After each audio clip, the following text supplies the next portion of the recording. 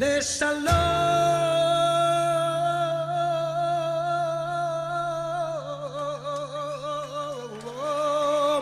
ואהבה 100 שנים של חרב ועוד לא עבדה התקווה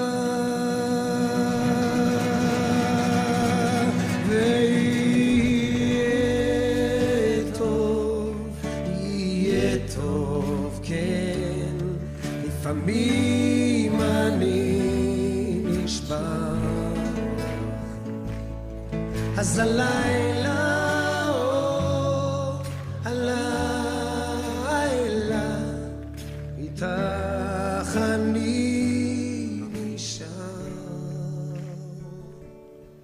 and it's alright it's okay sometimes I just break down but tonight I know tonight our love will bring me back around.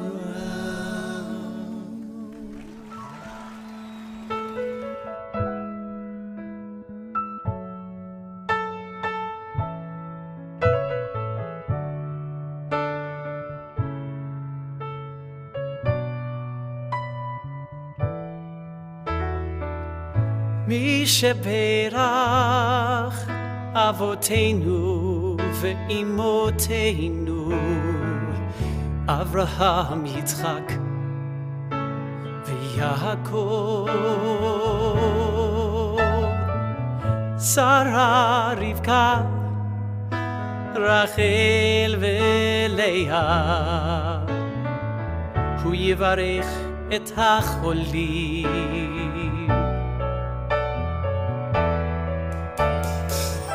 May the Holy Blessed One send peace to everyone and let us say Amen.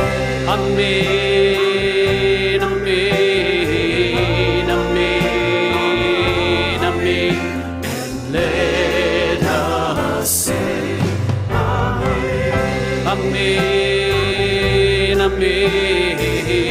Amen, amen, let us say amen.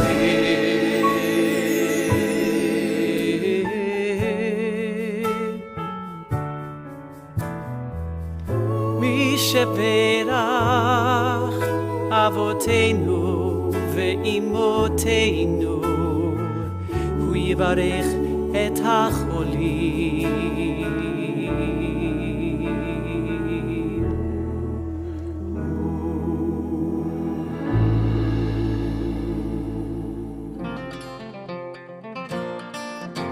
We come from a tale told long ago, passed on by the waves and the wind. We've made it this far together, you know. Come, brothers and sisters, let's sing. We name our tov, Umanayim, Shevet Akindam Yachad. Our mothers and fathers who've weathered the storms, we're strong in the trials of their times. So we brothers and sisters, Vador, carry on with this song in our lives. Ingnei Matov Umanayim, Shevet Akindam Yachad. Ingnei Matov Umanayim, Shevet Akindam Yachad.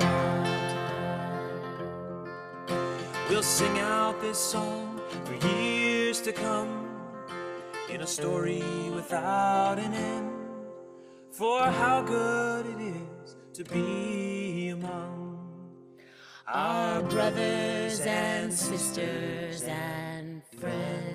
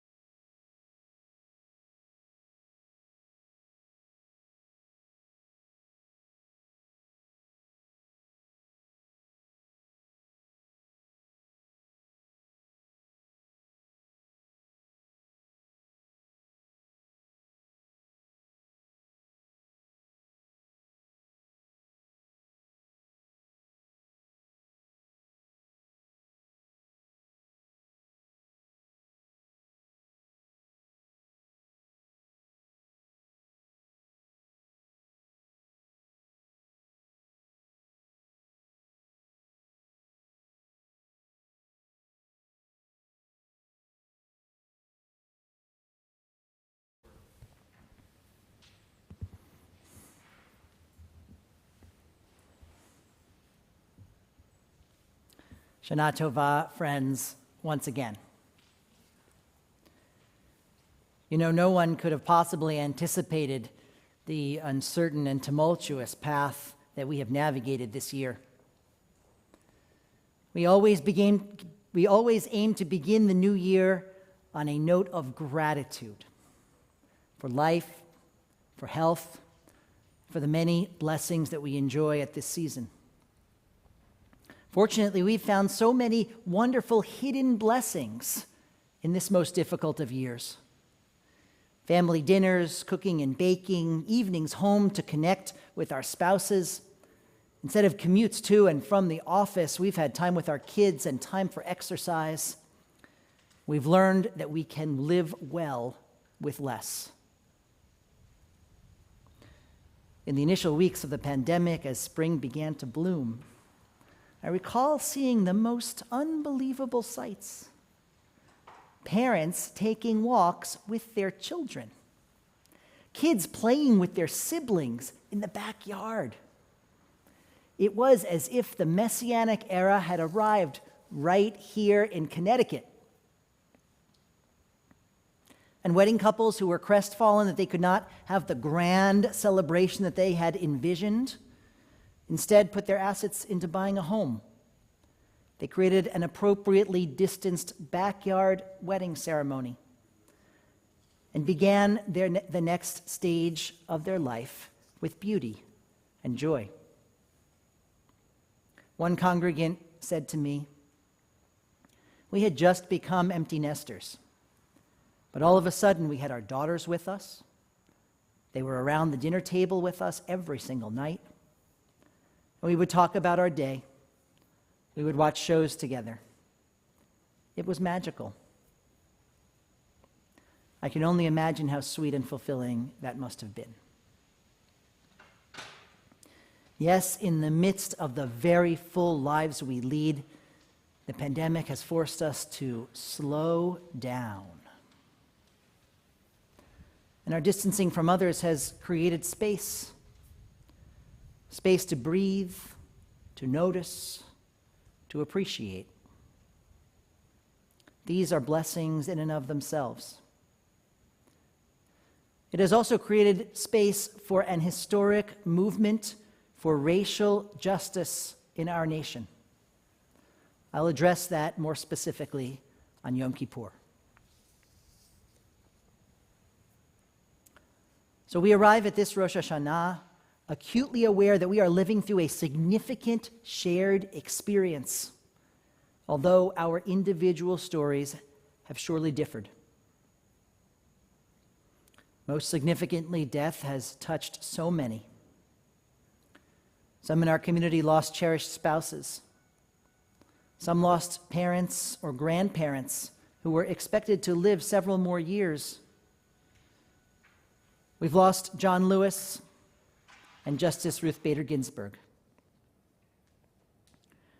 Most heartbreaking of all, we couldn't visit our loved ones in their time of need in the hospital as they lay sick. We couldn't hold their hands. We couldn't have a proper funeral and shiva.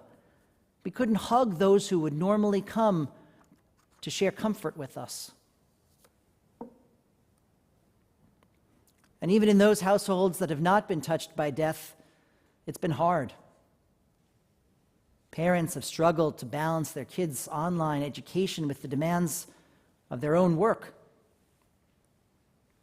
Grandparents have been unable to hold their grandchildren's hands. Some professionals have been laid off. Some have seen their income drastically reduced. And many worry daily about the future of their business. Students have lost graduations and prom, and college as we have come to know it. We've all lost long-anticipated celebrations, simchas, holidays, time with friends. Now, at this point, you may be saying, "But Rabbi, there are so many other people out there who have it worse. I should be grateful." And that's often true, especially in our community. I know that our privilege has insulated some of us from the harshest economic impact of the pandemic. And acknowledging that we are fortunate is both a healthy perspective and a dose of humble gratitude. Rabbis have the privilege of being with people through times of suffering. Death and illness, of course, but also the less visible struggles. The anguish a parent feels when a child is going through adversity, the pain and loneliness of marital discord, the disappointment of a career sidetracked. And along the way, I've learned something. I've learned that it doesn't help to minimize our own suffering. It may be true that other people have it worse, but our own struggle is no less valid and no less true. So let's make no mistake. This period has been extraordinarily difficult for all of us. We are feeling unmoored. We've experienced pain and loss, dislocation and loneliness, anguish and anxiety and fear. All of these on a daily basis for almost 6 months. And we have no idea when this will end. So it does us no good to push away the pain. On this Rosh Hashanah, let's dwell for a little while in the pain and loss and, yes, the suffering of this year. Now, I want to make a distinction between evil and misfortune. Evil is caused by human beings. The Holocaust, 9/11, anti-Semitism, racism. These are all a result of human decisions, humans following their Yetzer Hara, the inclination within each of us that has the potential to lead us astray.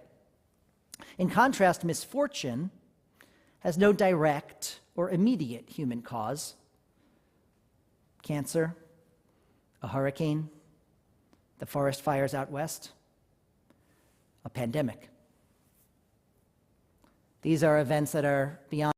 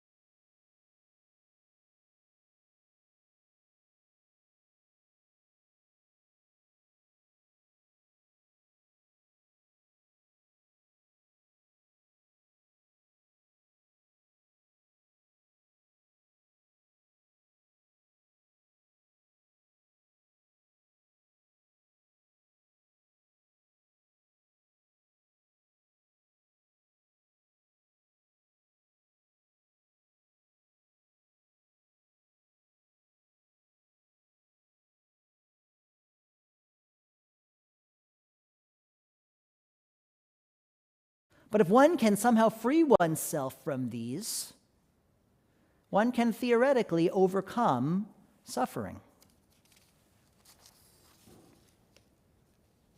Now, here's the important point for this morning. While other religions aim to escape suffering, we Jews know that is simply not possible.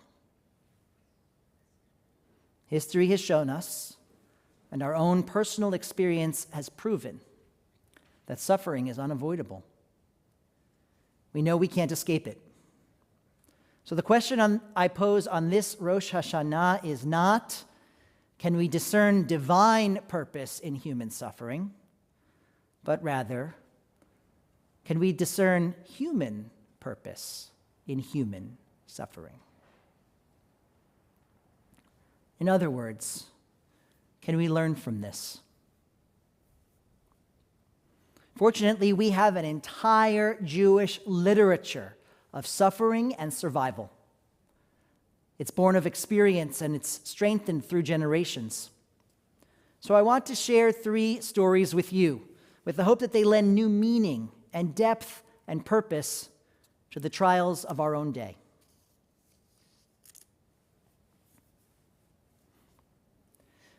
A congregant recently called this the year of Job, and how insightful he was. You see, Job was a man who had everything: tremendous wealth, a large family, perfect health, and one by one, each of these was taken away from him. As Job sat suffering in pain, his friends came to try to console him. They each say something along these lines: "Job, my friend, tragedies like this don't just happen randomly. You must have done something to warrant this. Or maybe your children or your ancestors sinned, and you weren't aware of it. But trust us, God is surely just and fair." Of course, as you might imagine, these friends are completely unhelpful to Job.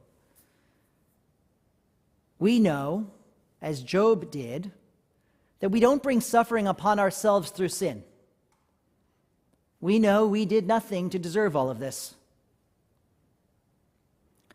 And despite his pain and suffering, Job refuses to curse God. He offers simply a statement we now use at burials: God gives and God takes away. Blessed be the name of God. And guess what? Everything Job once had is restored. His family, his flocks and herds, his home, his health. The congregant who offered this comparison said, like Job, I hope in the end we all wind up in just as good shape as we were before. Indeed. We can learn from Job's constancy, his refusal to turn bitter. This is a victory in and of itself. But for us, will it be enough if everything just goes back to the way it was before? Early in the pandemic, Israeli singer Hanan Ben-Ari wrote a song entitled Ga'guim, Longings. Cantor created a beautiful English version for last night's service. It's about how our world of power and glory was suddenly toppled. And he concludes the song, and I wonder if it's possible that the morning after it leaves, we won't ever be the same again. Yes, the pandemic has invited us to reconsider the patterns that shaped our lives. Rabbi Shalom Lipsker said, "You've got to spend some time with yourself now and figure it out. What's your value in this world? Are you making a difference? Are you only here to take from the universe what it has to offer, or are you also here to make this a better place, a holier, happier, more constructive place?" Friends, if we do this right, the pandemic will enable us to make changes we know we should have made long ago. Surely some will commute less. Some who have been unsatisfied in their chosen field will take this opportunity to change their career. Some will trade income for happiness or fleeting time with children and spouses. Some will consume less. We will all treat our planet more gently, I hope. When our children and our grandchildren ask us about this time, as I hope they will we say, we got through it? Or will we tell them, it was a pivotal turning point in my life. It was the start of a new stage for me. Everything after was different. From Job, we learn that our suffering will have had purpose only if we promise never to be the same again.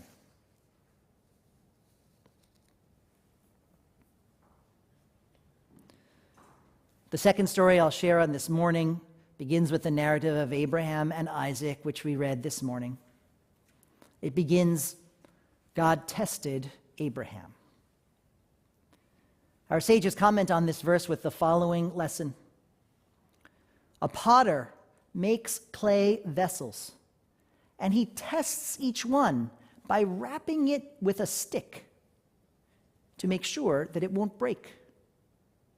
If he notices a crack or a defect in the vessel, he won't bother testing it, as he knows it will surely shatter. But the well-formed vessels he always tests with that stick, ensuring that they are strong enough to be put to good use. Similarly, God puts only the righteous to the test. A member of this congregation told me recently about a difficult time in his life. It was the middle of the early 90s recession. I was going through a terrible divorce. And my father, mother, and grandmother all died within just a couple of months. I wondered, how can I possibly make it through this? Friends, so many of us have asked ourselves the same question at some point along our own journey. Yes, like a potter, God tests God's creations. God gives us what we can handle, knowing that each test makes us just a bit stronger. Here, the human purpose in suffering is to learn how strong we really are and to gather additional strength for the path ahead.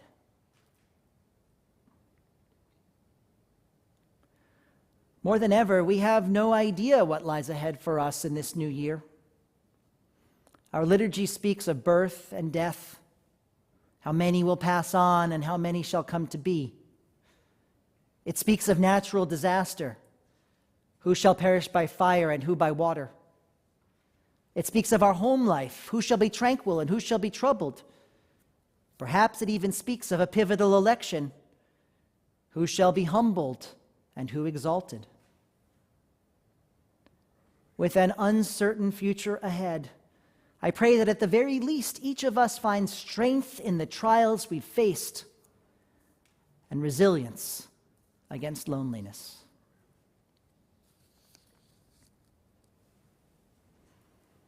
And now the final story. 2,500 years ago, our beloved capital, Jerusalem, was brutally conquered by the Babylonians. Its homes were pillaged, its citizens exiled, and its temple demolished. The prophet Jeremiah sat on a nearby hilltop, watching the destruction and writing verses of poetry. Yael Ziegler describes his verses as an attempt to grapple with catastrophe. We call those verses today the Book of Lamentations, or Eicha in Hebrew. And it begins with words appropriate for our time too. How lonely sits the city that was once full of people. From there, Lamentations becomes a timeless meditation on faith in human resilience and the ability to survive in a broken world. A friend pointed out that part of what it means to be Jewish is that we carry around the suffering of prior generations. Our great-grandparents who escaped Europe, our grandparents' struggles on the Lower East Side or in Brooklyn, and sometimes that can feel like a burden. At other times, though, perhaps it can be a source of strength. Like Jeremiah, Viktor Frankl saw profound purpose in human suffering. He survived a number of Nazi camps, including Auschwitz. And he wrote, We are ready and willing to shoulder any suffering as soon and as long as we can see meaning in it. Suffering presents us with a challenge to find goals and purpose that make even the worst situation worth living through. Surely, friends, we are fortunate, each of us, to have deep reservoirs of purpose and so many worthy goals, professional passions, commitments to those we love, the improvement of our community. All of these make life not only worthwhile, but ultimately fulfilling and sweet. A generation after the destruction of Jerusalem, the prophet Zechariah called us Jews Asirei Tikva, prisoners of hope. Never has that compliment been more true. We cannot escape suffering because it's inevitable, but we carry with us the gift of hope. Rabbi Jason Rubenstein reflected on this year, writing, God promised us so much, a world governed by justice, a world where parents will not fear for their children's welfare, a world of peace, and instead we find ourselves in a world of violence and oppression and fear. And this world outside these windows wears away at our capacity for hope, jading us to the possibility of redemption, making our most fervently held dreams seem childish. But somehow, we Jews have held out hope. It is not so much improving the world that Judaism aims at, but at resisting the corrosion of our capacity to dream.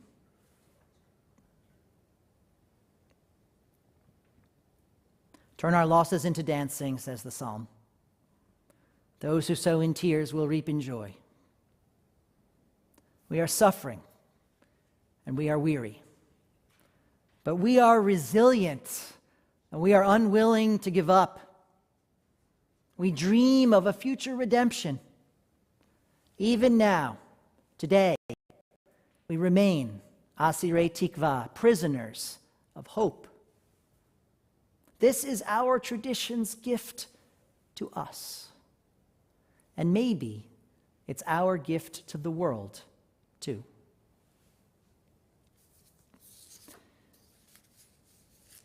Friends, we love to use the words L'Shana Tova, to wish one another a good year to come. But what if? What if we had the chance to apply those words, Shana Tova, to last year?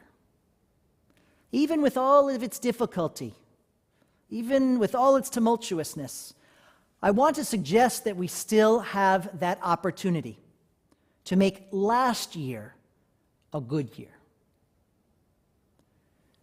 Life is not about what happens to us, but rather it's about how we react to the events we encounter. The virus happened to all of us. The losses we suffered are ours individually and communally. But there is still time to make last year a good year by finding purpose in human suffering. There's still time to make last year not just a difficult year, but a good year, and God willing, this new year too. So friends, may we never be the same again. May we gather strength for the path ahead. May we nurture resilience to thrive in this very broken world. May those who sow in tears reap in joy. And may we always remain, proudly, prisoners of hope. Ken Yehi Ratzon. May it be so.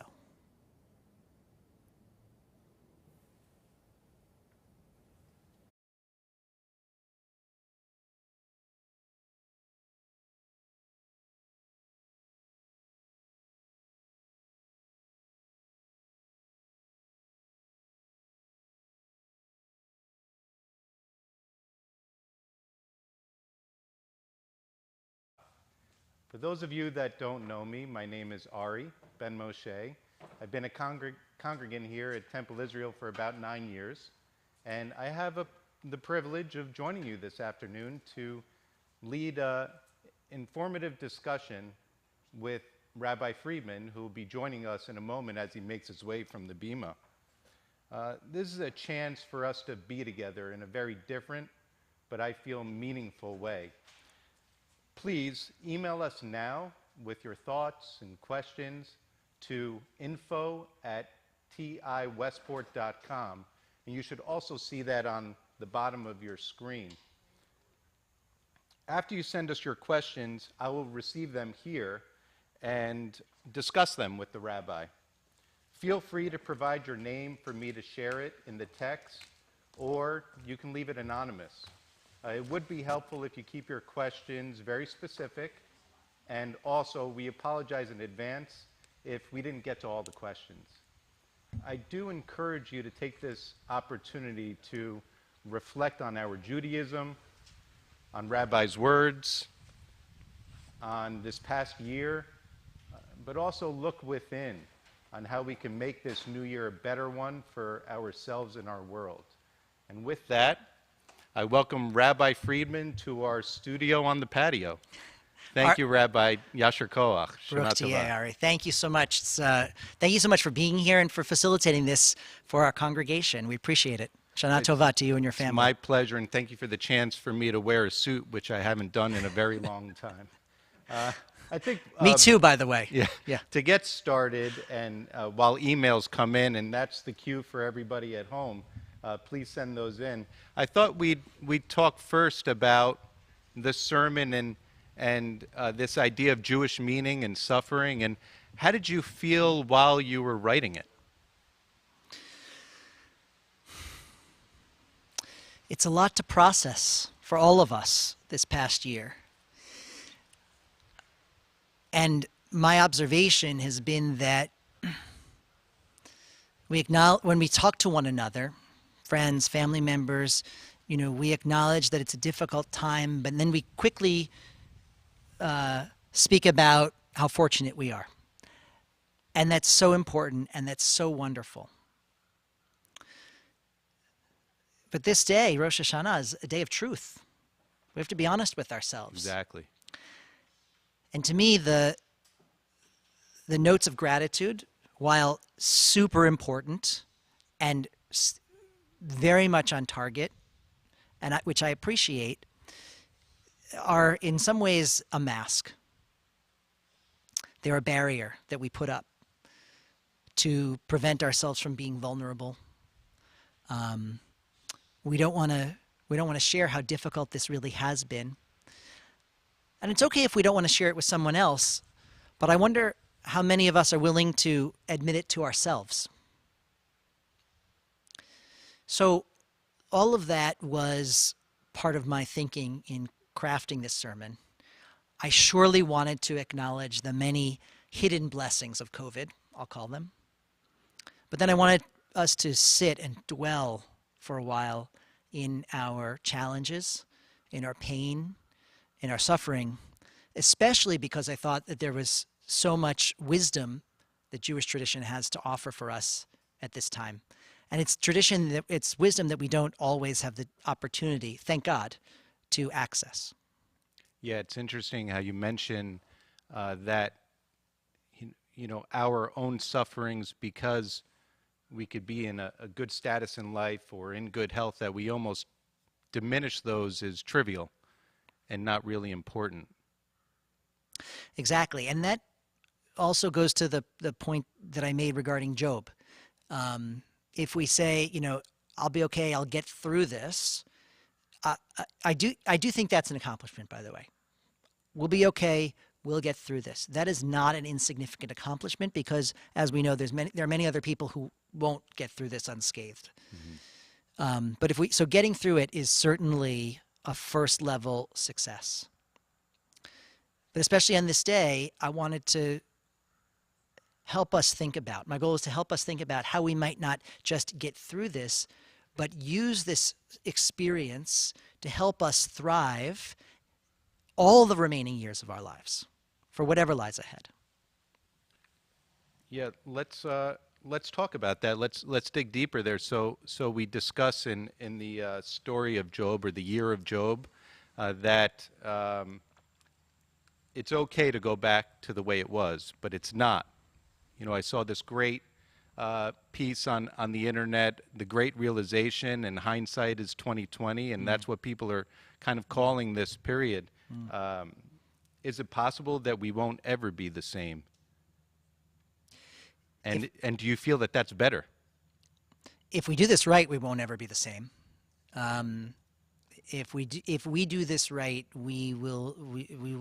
I don't know how we can possibly not be the same. I mean, our world will not be the same. That's for sure. Obviously, the many losses that we've suffered, but so many mainstays in our society: school, work, the social interaction will change dramatically. I mean, obviously, look at these high holidays for us. God willing, next year we'll all be in person. But personally, this to me has to be a turning point for us. I think about other historic moments that we've lived through. 9/11 changed everything for all of us. We think about our lives, everything that was before and everything that was after. I was raised in a home where the Kennedy assassination was that moment. Everything that came before and everything after. Maybe others have other experiences where there were certain moments that you remember that marked a change. Everything that came before and everything that came after. I believe that's what this pandemic will be for us. And as we are in it, we have the opportunity to think about how we're going to affirmatively change, actively change, not just be changed from the outside, which we will be, but how do we want to personally change? How do we personally want to be different on the other side of this? You know, I think that's very important, and you know, that would sort of dictate what the outcome really is. Are we better for it or worse for it based on our actions that we do? We have a few questions in here. I'll just read them to you directly. You say that we don't get more suffering than we can take. Why do you say to people who lose their child prematurely? What do you say to people who lose their child prematurely or truly feel that their suffering is too much?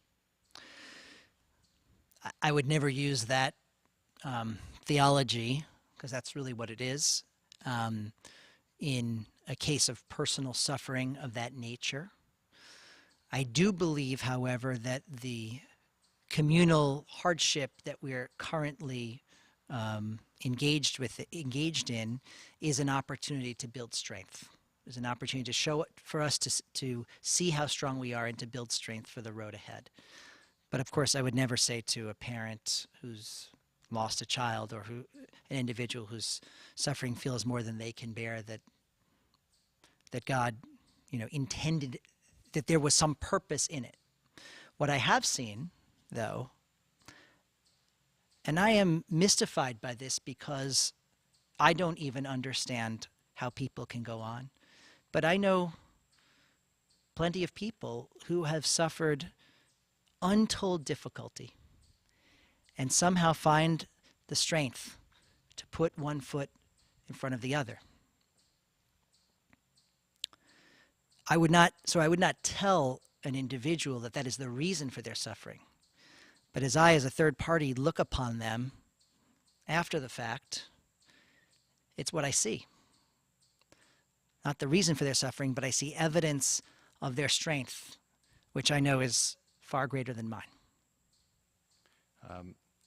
Tracy, thank you, asks, how do we encourage those who have lost faith, both religiously and spiritually overall, because of illness, losses, the state of the world overall, not to lose hope?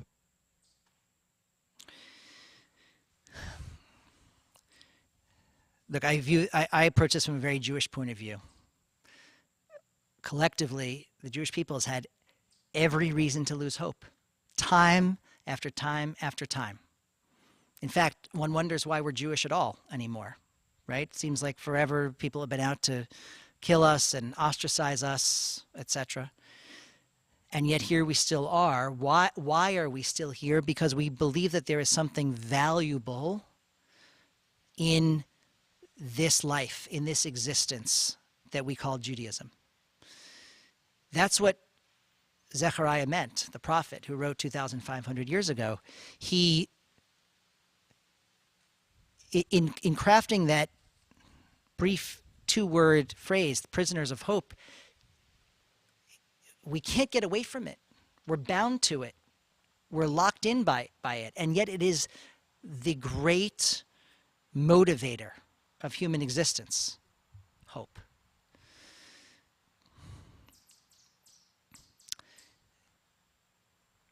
Viktor Frankl is also, as we discussed, Ari, Viktor Frankl is also very insightful here. As he said, that those who, basically those who have a reason to live, a hope, can bear almost any burden. He, of course, had to go through the very, very worst to realize that. We have the benefit of going through I'll call it clearly a much more minor hardship, but using his insight for hopefully to help us. Yeah, at a suggestion of a friend of mine, when I knew the topic was suffering, he suggested that I read Man's Search for Meaning, Viktor Frankl, and I didn't get, I'll be honest, I didn't get through all of it, but I got through a lot of it. And talking about the, I don't know if I butcher it, Asarei Tikva? Asarei Tikva. Asarei Tikva, Prisoners of Hope, and we all, as you say in your sermon, we don't know when this pandemic will end. Yeah. And we are all these prisoners of hope, hoping for the best. I did read something interesting in the book where Viktor Frankl discusses this delusion of reprieve, this notion, and he saw it amongst all the many, the survival rate, I think he says in the book, was 1 in 28 with being sent to the camps. But a lot of the fellow prisoners had this delusion that at the last moment they would be saved, or at the last moment something would happen. And it got me thinking that I see it around. I'm a perpetual optimist, but I think this is a little different, that I feel that there are individuals out there that are clinging on to that one hope that in 2 months we're going to have a vaccine or a very strong therapeutic, and things are going to be back to normal, and I'm going to be able to go back to the life I once had. And I'm worried that there's going to be this cliff dive of emotions and duress when it doesn't work quite well, or they can't get it, or there's something wrong with it. Right. How do we help ourselves to prepare for that? Right. And more importantly, if we're in a good regulated spot, how do we take that and help others? It's such a great point you make. I've seen it not only with people looking forward to a vaccine or a therapeutic, but also in people looking forward to November 3rd, the election. Regardless of which side you are on, there are people who are looking toward that date as a date of, I'll call it redemption in some sort. My concern, Ari, is, as the Torah says, putting all our eggs in one basket. We need hope. Absolutely. But we have no idea. This year has proven more than ever, we have no idea what the world will throw at us. So my concern is basing our hopes on one particular event or one particular outcome. Because we need strength if that outcome doesn't happen as we hope it might be, as we would like it to be. If it takes longer for a vaccine, or longer for a vaccine to be widely distributed, if the election doesn't turn out, the results of the election don't turn out to favor the side that we hope will win, and many, many other events. We pinning our hopes on just one thing is a risky bet. If it pays off, fabulous. If it doesn't, where does that leave us?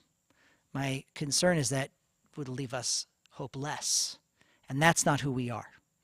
So I want us to have reasons for hope. I want us to have many reasons for hope, just like diversifying a portfolio.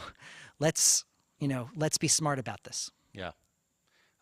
Just to remind everyone for our discussion that the email to send in your thoughts or questions is info@tiwestport.org, not .com if I said that before. And we have a few more here that I'd like to share with you, coming from Billy Mann. Thank you, Billy. What do you answer when people ask, why is there a pandemic? Or why can't I be beside my dying loved one? How do we approach the new year with our faith intact, knowing more challenges are before us?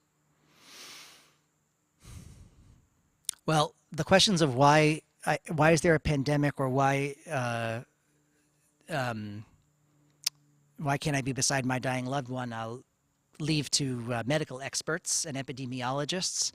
But knowing Billy, I think he's asking a theological question of why do these terrible things happen? Why theologically am I forced to be far away from my loved one if they're about to pass away? I don't have a good answer for that. I don't think anybody does. But this is why I distinguish during the sermon between evil and misfortune. Evil are all of the terrible things that human beings do. And I mentioned, 9/11 and the Holocaust and murder and racism and anti-Semitism, etc. Those are things that human beings do. Misfortune is the result of the way the world is naturally set up. And we could say that God set it up to work in a certain way, but we can also say that the laws of physics and chemistry and biology work a certain way, that certain forces combine to make a hurricane or an earthquake, that certain molecules combine to create a pandemic. The theology that I would share is that I believe in is that God did set things up to work in a certain way, and sometimes they work out for our benefit. I think it's actually incredible the number of times things work out for our benefit. Children who are born, people who recover from illness, these are miracles. We get used to the world working for our benefit so often that when it doesn't, it feels like a shock to our souls. Even with all our ingenuity, even with all our creativity, even with all our human capacity for invention, our scientific advances, we can't stop a hurricane from inundating a city. We can't stop a pandemic from spreading all across the globe. And our existence is what this has taught us is that our existence is far more uncertain and tenuous than we had anticipated, that we had thought. We thought we'd insulated ourselves from all of these things. Mm-hmm. I would hope that in recognizing the tenuousness of our existence, in mourning the fact that we can't be with our loved one at this time, that we would appreciate when we can all the more.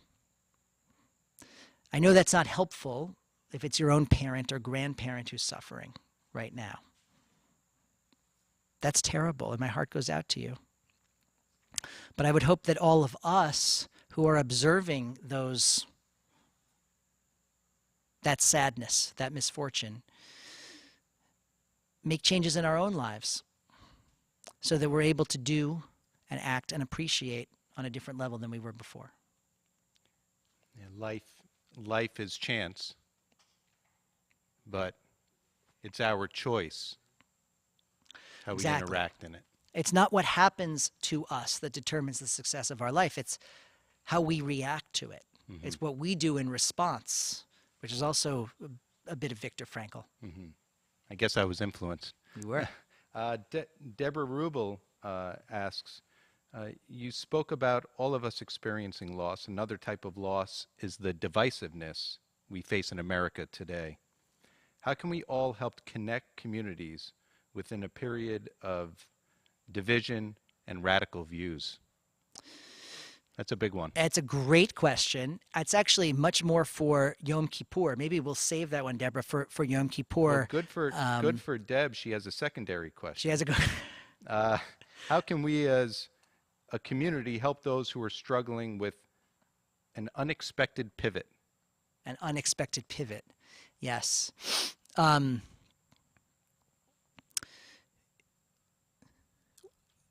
So I want to answer this question in two ways.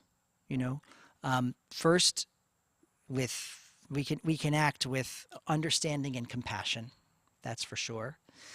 It's harder to help folks right now because we can't reach out physically to them, be with them as much as we would like. We can in certain limited ways, but it's harder.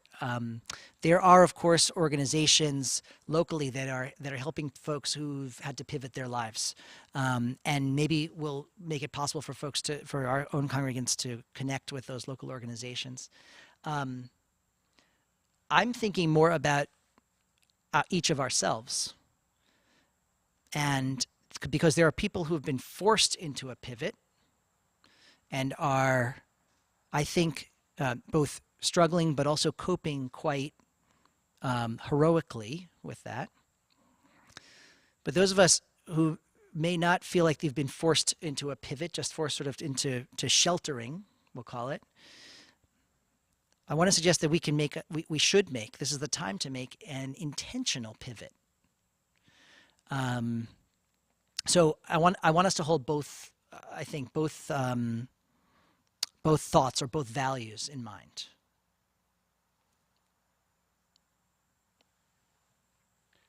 Rita says you made a distinction between evil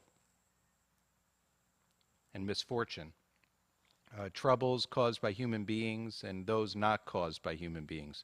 I understand you say that the terrible fires in the West and hurricanes in the South are not caused by human beings. Given what science has told us about the effects of climate change, I was surprised to hear you say this. I'm glad this was asked. Can you clarify? Yes, what I said is there's no immediate and specific human cause. So while, we know of, at least one of the fires that was lit by human action, the general ecological and meteorological conditions that caused these fires evolved over quite a period of time. Yes, of course, due to human action, but not direct and immediate. So yes, there's same thing with, I would say, with hurricanes or other extreme weather events. We know that human action has in many minute and myriad ways caused them, but there's no one person who goes into the Atlantic Ocean and says, let there be a hurricane right now, not even God. Right. So it's an accumulation, an agglomeration of billions, trillions of human actions over centuries that have caused the current conditions. But the individual's fires or an individual storm is not caused by a human being generally. I think there are some that have been totally thrown from last night's death of Ruth Bader Ginsburg. Becky and Ross ask, this death feels like the worst icing on the cake of 2020. Is there any significance to the justice passing on Erev Rosh Hashanah? Is the first question. Secondly, how do we work together as a community to provide support? Can we seek solace in Judaism? What do we do with the suffering that will surely follow? I'm sure people will write all sorts of midrashim, rabbinic interpretations of why Ruth Bader Ginsburg died on Erev Rosh Hashanah, like just before a new year starts. We could say that God wanted to put all the bad stuff in one Jewish year, and this is going to be the start of something new. Maybe. I wish I really believed that. You know, I don't This know. is the chance of life. Right. I wish I could tell you that there was some legend that said that the tzaddik, the righteous person, would die on Erev Rosh Hashanah.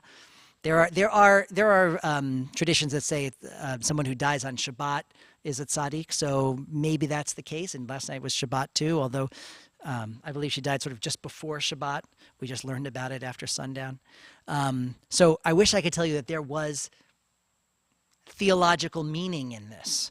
I would put her death in the same category as I would the pandemic, right? Her death was just like any other human being's death, or most other human beings' death, caused by a number of physical, chemical, and biological factors within her. The complications from metastatic pancreatic cancer. No one, went up to her and said, "Okay, now's your time." Mm-hmm. Similarly, similar is the case for the pandemic. So. On the one hand, I believe it's happenstance. On the other hand, as I said, it's not about what happens to us, it's about how we react to it. So life is not a series of random events, I believe. Life is a narrative that we create that draws a line, a causality between events along the path of life. So it's up to us to make meaning in the death of Justice Ginsburg. The second part of the question was also good. I've forgotten now what it was. What do we do with the suffering that will surely follow? Yeah, this is, again, I'm going to address issues I'm going to more specifically address issues of our society, of racism and divisiveness in our society on Yom Kippur. So maybe we will save that question for next week. Great. There's going to be opportunity for us to delve into that, to dwell in it a little bit more. Right now, certainly her death, sadly, will not heal any divisions. Clearly it will exacerbate. It already has exacerbated divisions. And the question that I believe we need to address in this new year is what's our role between principle and community, right? Principle leads us to oppose others who have a differing view.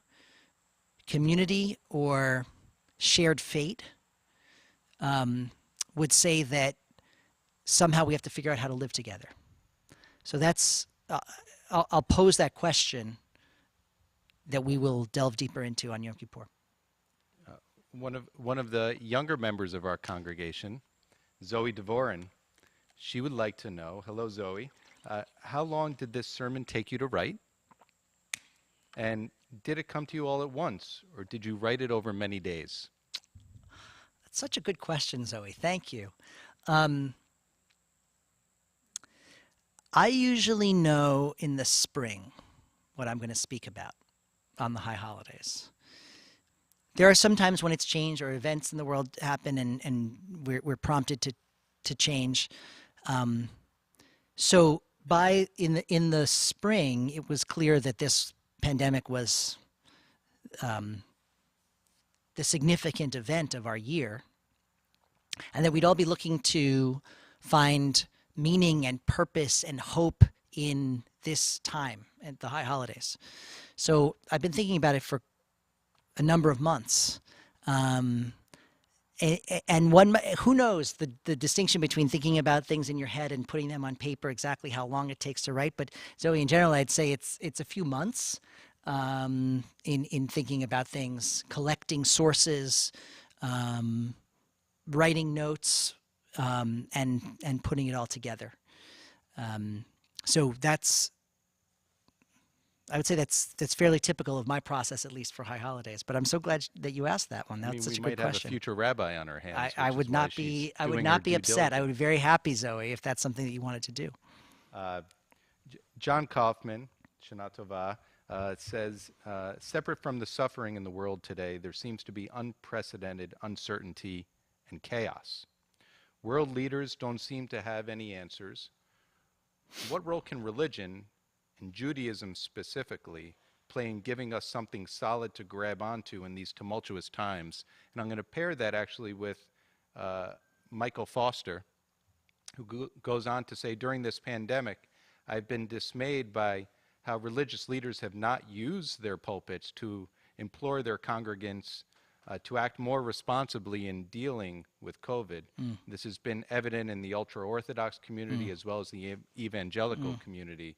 How do religious leaders deal with this seemingly selfish attitude in light of the importance in community? So if I might, I'm going to address Michael Foster's question first, and then we'll get to John's.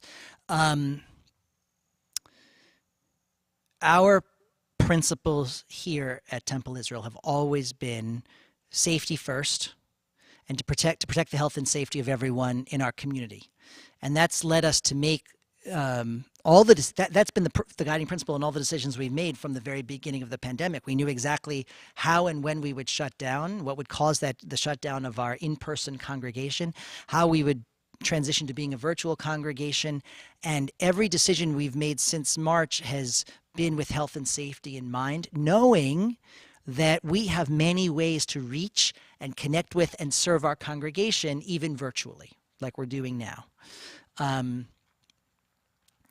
The states and government entities have been under pressure from certain religious groups to open up gatherings more broadly, to allow larger groups to gather.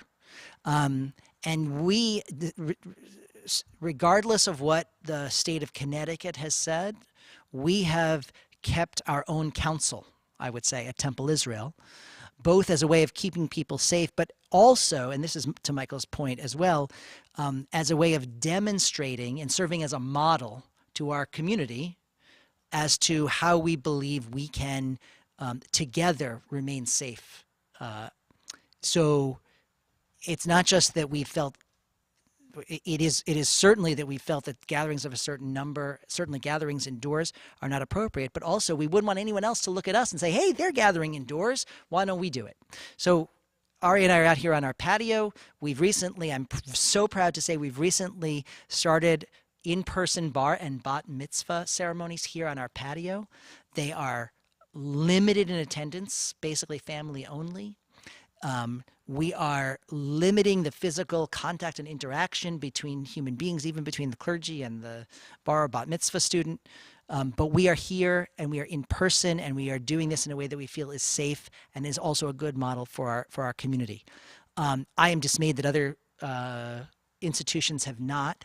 Here in the Westport area, I can tell you, among the Interfaith Clergy Association, the Westport Clergy Association, there's a lot of conversation about what is safe, and I will say that I've been very heartened by my colleagues, Jewish and Christian, because in this case it's really only Jewish and Christian congregations locally, who have made very careful, sensible choices.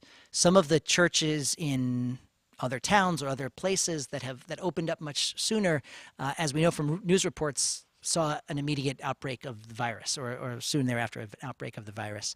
And I think many of them realized this was not a smart thing to do, and then shut down. We realized that we have a responsibility to our larger community, to the Temple Israel community and the town as well. We're almost running out of time. I think we have a few minutes left, but to get to John's point, Great. Should religious leaders step in if the government's not leading us? Well, that's essentially what we've done in this particular fashion regarding the pandemic. The state says you can have gatherings up to a certain number, and our experts, not our rabbis, because I am not trained in this, but our professionals and our experts who are medical professionals have advised us that the state of Connecticut's guidelines are probably not the best decision for Temple Israel, and therefore we're not going by what the state does. So here, this is an example. And by the way, I think that's the case, as I said, for many of our colleagues here locally. So in this case, we are taking our own counsel and leading the way without regard to exactly what the government is saying. On other issues that we'll address, as I said, more next week, of inequity and inequality in our society, it is certainly frustrating. The lack of leadership from government officials is certainly frustrating. And it is exactly up to religious officials to fill that void. I'm going to speak about the many ways in which I believe we have been, are, and will continue to work to create the world that we know should exist, even if our elected leaders are not doing that. So we'll save some of these questions maybe for our discussion next week. And these will help me as I continue to refine my message, I think, for next week also. All right, well, I want to thank everyone for joining. And I apologize, I wasn't able to get to all the questions. And Rabbi, I'll give you the bima in my studio on the patio for the final words. I just want to say thank you to you, Ari. I enjoyed this so much. This was fabulous. I trust that it was worthwhile and meaningful for our congregation as well. Thank you to all of those behind the scenes all of you who are joining us via our live stream won't see their faces, but you know who some of them are. Brian Bierman and Lisa Goldberg, Lester, Troy, and Jesse, our staff here, and our staff who's with us just for the high holidays, Bruce and Sean and Eric, Mike Lantowski, of course, also who's with us for musically on most Shabbats, and of course our clergy team who you saw on the Bima this morning. Thank you for all of your hard work and your effort in making these quite unusual High Holy Days a success. Thank you to our congregation for being with us, for trusting us. Ari, to you and to your whole family, may it be a healthy, a sweet, and a better year. Ken Yehi Ratzon. Thank you. Thank you.